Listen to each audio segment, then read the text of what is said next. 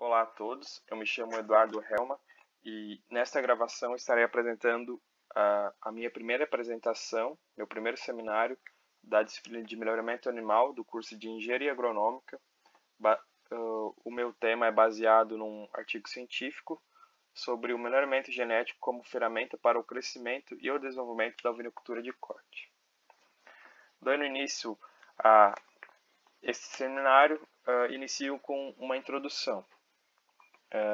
Como esse tema é sobre a ovinocultura de corte, a ovinocultura é um setor de produção de alimentos que ela necessita estabelecer em frente a seus concorrentes da produção de alimentos, carnes, como a bovinocultura, suinocultura e avicultura, e dentre outros, como também outros alimentos fornecedores de proteína, não necessariamente sendo de origem animal. Então, nesse contexto de cenário nacional, do nosso cenário nacional, a ovinocultura de corte está bastante distante de ser um forte competidor frente a estes setores, o que é natural, porque a ovinocultura de corte ela primeiro está encontrando sua expansão, porque ela busca primeiramente seu pleno estabelecimento dentre estes setores de produção. Então, dentre as ações relacionadas à promoção de crescimento e o desenvolvimento de uma atividade pecuária, o melhoramento genético é uma das que mais merece atenção.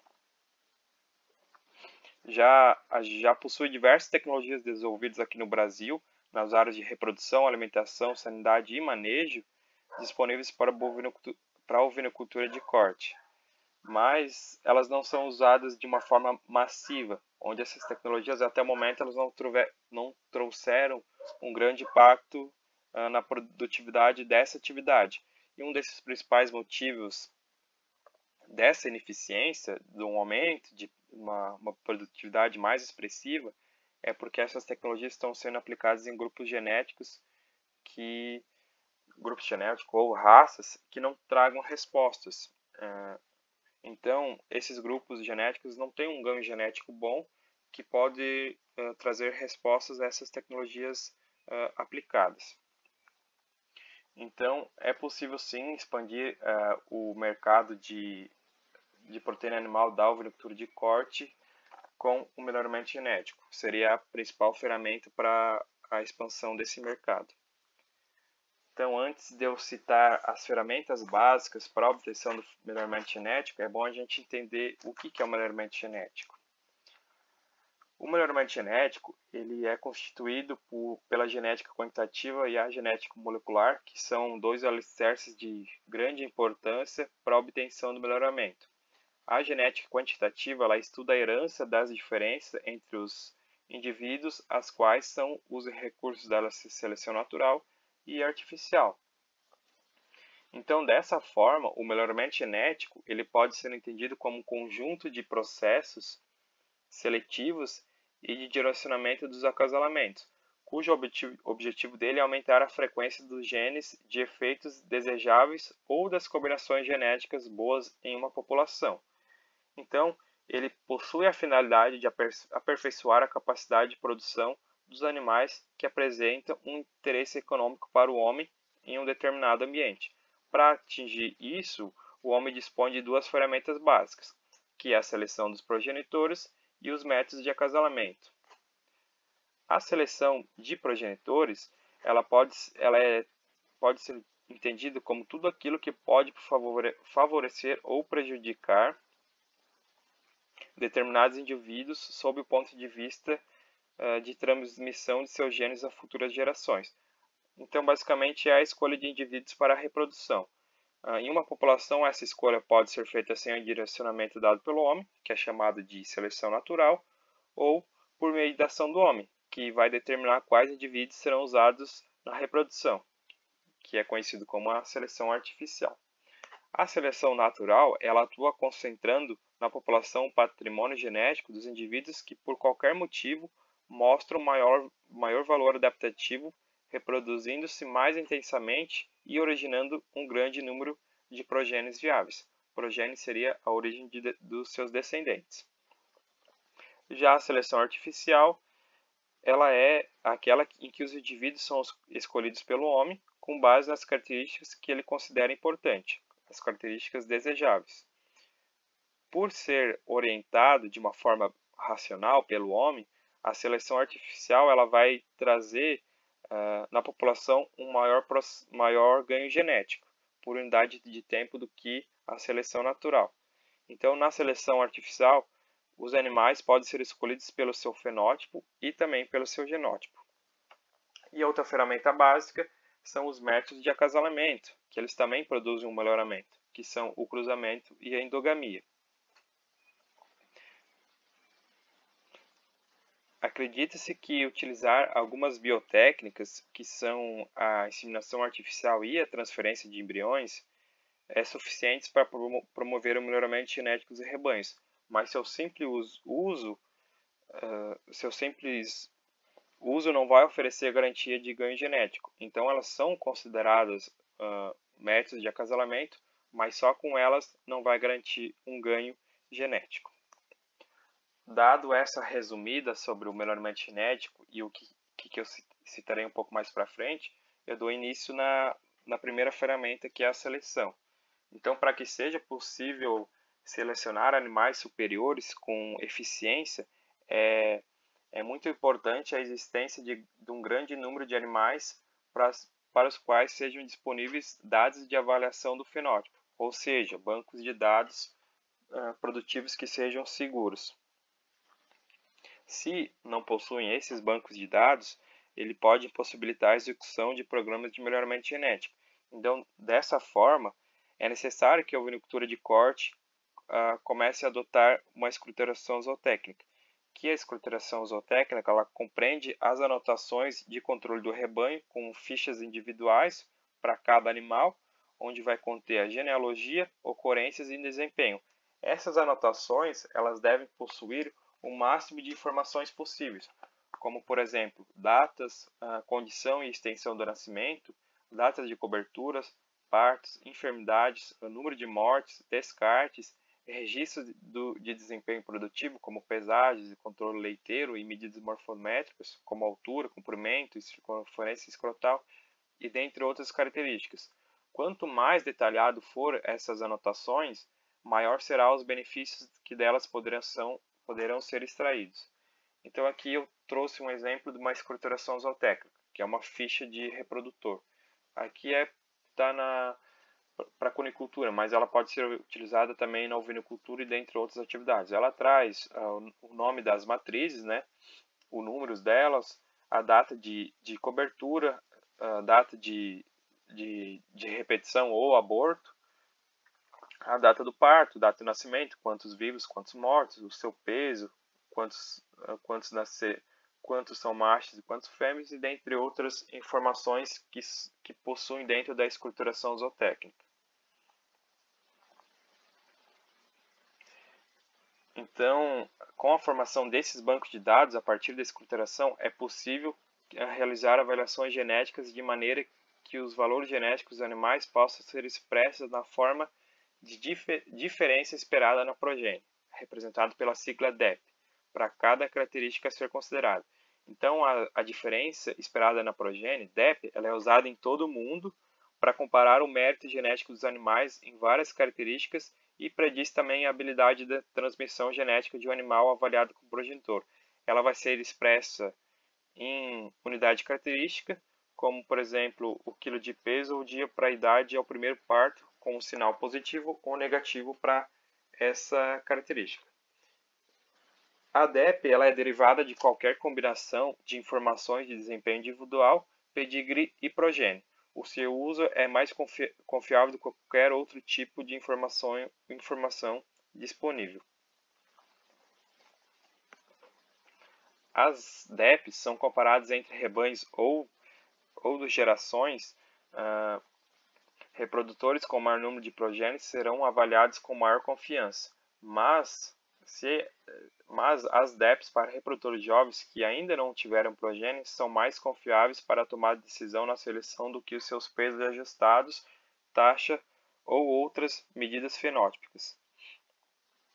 No entanto, trabalhos relacionados à seleção de ovinos baseados no mérito genético dos indivíduos ainda são bem escassos na literatura.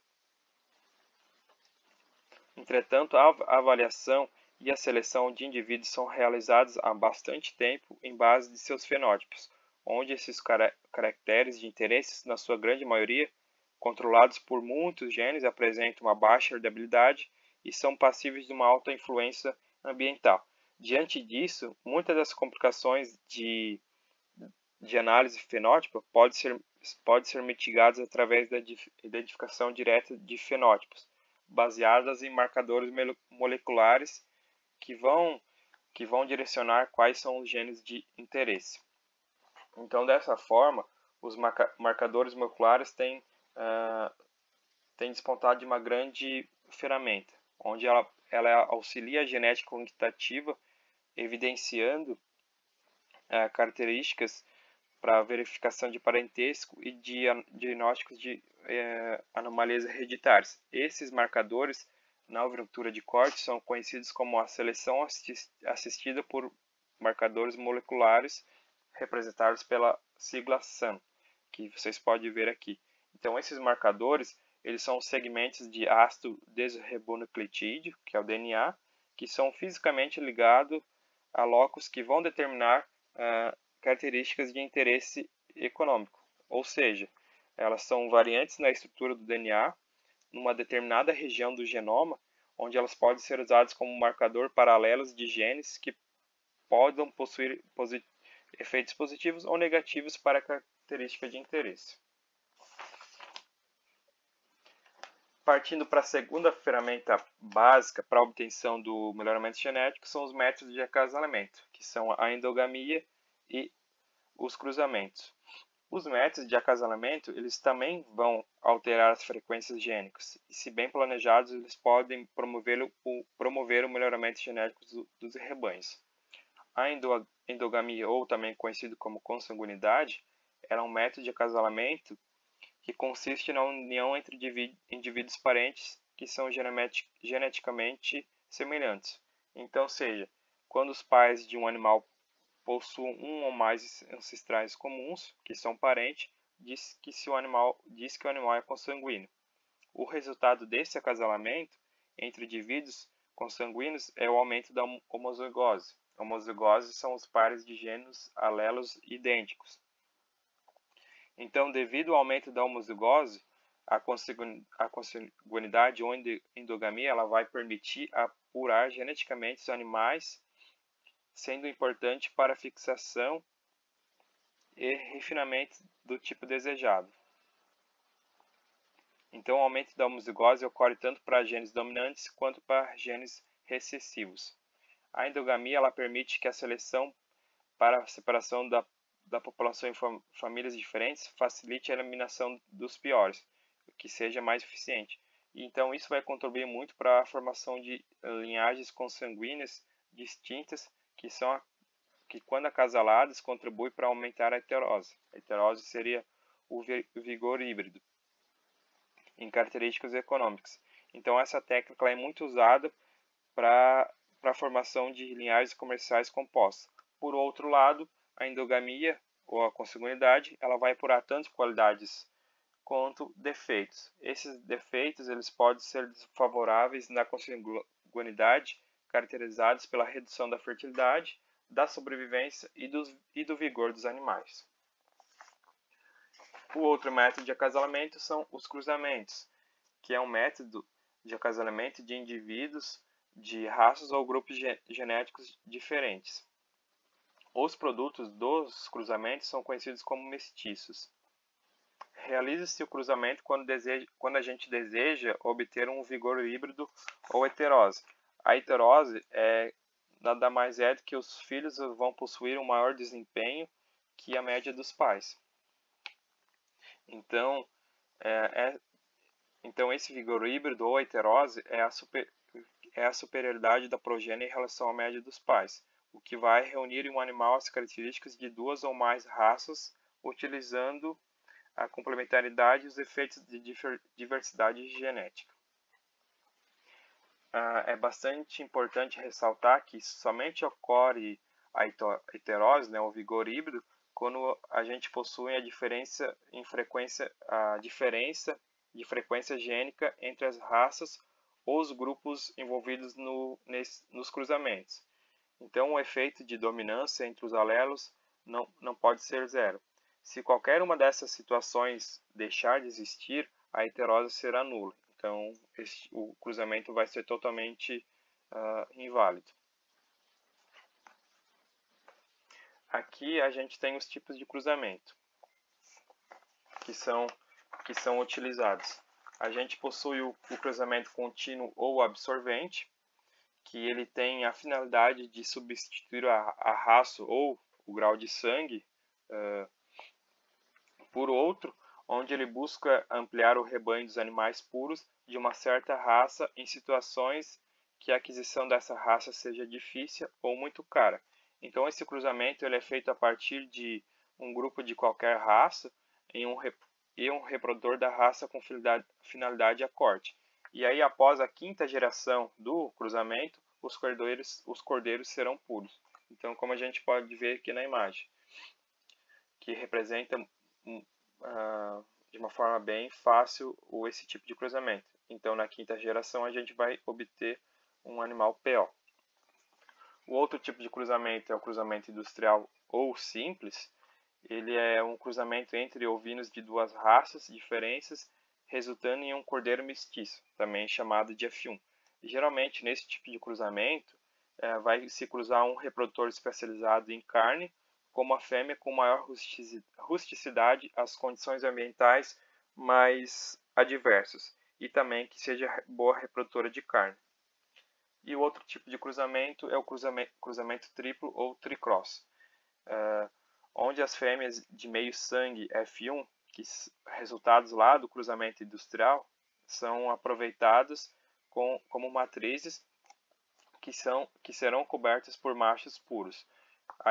Um exemplo disso são que se vai fazer o cruzamento entre fêmeas adaptadas à região e rústicas com carneiros de aptidão a leite, gerando filhas mestiças com rusticidade e boas produtoras de leite, e também uma grande habilidade materna. Esses filhos vão passar a ser cruzados com carneiros especializados na produção de carne, uma aptidão maior à carne, dando origem a cordeiros mestiços provenientes de 3 tipos de raça. Então, esses seriam os 3 tipos de cruzamento que possuem na ovinocultura de corte. Então, seria a conclusão do meu seminário em cima desse artigo científico é que a produtividade da ovinocultura de corte brasileira ela é bastante baixa, que eu pude notar nesse artigo científico e também nas pesquisas que eu efetuei, apesar das mudanças dos últimos anos. Então, os principais gargalos observados são os sistemas de alimentação deficientes, especialmente nos períodos críticos, né, com a baixa fornecimento de alimento. Também a baixa qualidade genética dos rebanhos, problemas sanitários, especialmente verminose e manejo reprodutivo deficiente. Então, a grande chave que eu pude notar para a solução desses problemas de desenvolvimento e reprodução e crescimento no rebanho de ovinos é encontrado no melhoramento genético. Então, seria essa a minha apresentação. Essas seriam as referências bibliográficas do trabalho.